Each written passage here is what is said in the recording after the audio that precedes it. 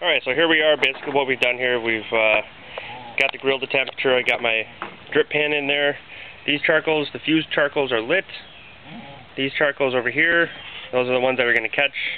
It's going to go from here over to here, and then from here over to here. So it'll be, again, a constant circle of heat.